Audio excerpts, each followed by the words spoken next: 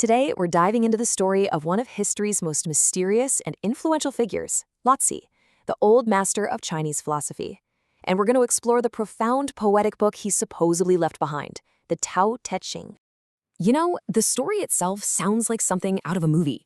You've got this wise archivist in the ancient Zhou court, and he's had enough. He's dismayed by all the moral decay he sees, so he decides to leave civilization behind for good. But right at the border, a gatekeeper begs him, please, write down your wisdom before you go. So the old master does just that. He hands over a manuscript, walks out through the pass, and just vanishes. And that's where things get really interesting. Because for all the incredible stories, modern scholarship asks a pretty wild question.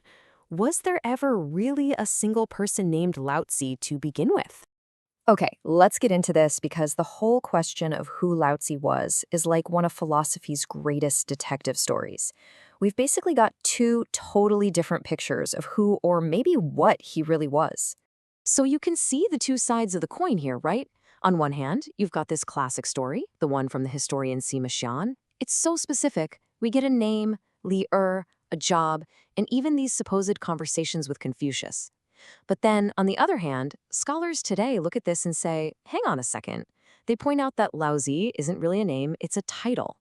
It just means old master. Their theory? That the Tao Te Ching is more like a brilliant mixtape, a compilation of wisdom from many different sources, and a founder was sort of invented later to give it more authority.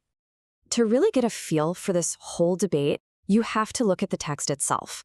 The ideas inside the Tao Te Ching are so radical, so timeless, that it almost doesn't matter if the author was one person or 100. The wisdom itself is what's so powerful. So let's dive into its core. This is pure Tao Te Ching. It's a book filled with these beautiful, mind-bending paradoxes. It's telling us that real strength isn't about force, it's about being flexible. It's not about pushing, it's about yielding. And to really get this, we've got to understand the two ideas at its heart. Okay, so first up is the Tao, the way. Now, this isn't a god. Think of it more like the natural, cosmic flow of everything. It's this nameless, effortless process that creates and moves all things, from galaxies spinning in space to a tree growing in your backyard. So how are you supposed to live in harmony with the Tao? Well, that's where Wu Wei comes in. It literally translates to non-action, but it doesn't mean just sitting around doing nothing. It means effortless action. The best analogy is water. Water doesn't struggle, right? It just flows, but it can get around any obstacle. Wu Wei is all about aligning your actions with that natural current instead of constantly fighting against it. And this idea was totally radical for its time. I mean, look at the contrast here. You had Confucius arguing for a society built on strict rules, rituals, and education to create order. And then the Tao Te Ching comes along and says basically the exact opposite. True harmony comes from simplicity, from nature, and from having fewer laws. Because, as the book says, the more rules you make, the more criminals you create. For centuries, this whole debate about Laozi just kept going back and forth. A big part of the problem was there was just no physical proof of the Tao Te Ching from the time he was supposed to have lived. But then, in the 1990s, an absolutely incredible discovery was about to change the entire conversation. You can see the problem right here on this timeline. Tradition says Laozi was around in 500 BCE, but for the longest time, the oldest copies of his book we had were from around 168 BC. I mean, that's a gap of more than 300 years. It left a ton of room for doubt. And then, 1993 happens. Archaeologists are working a site. They open up this tomb near a little village called Guodian. And inside, they find a bundle of bamboo slips, which was basically the ancient world's version of paper, all covered in writing. And when they finally dated them, the result was just stunning.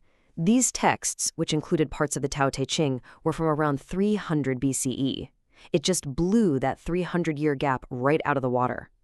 Now, it didn't prove that Laozi was a single person, but it did prove that his ideas were way, way older than any physical text had ever shown before, pushing the book's origins deep into that classic era of Chinese philosophy. And the importance of this find was not lost on anyone. Harvard's Tu Weiming put it perfectly.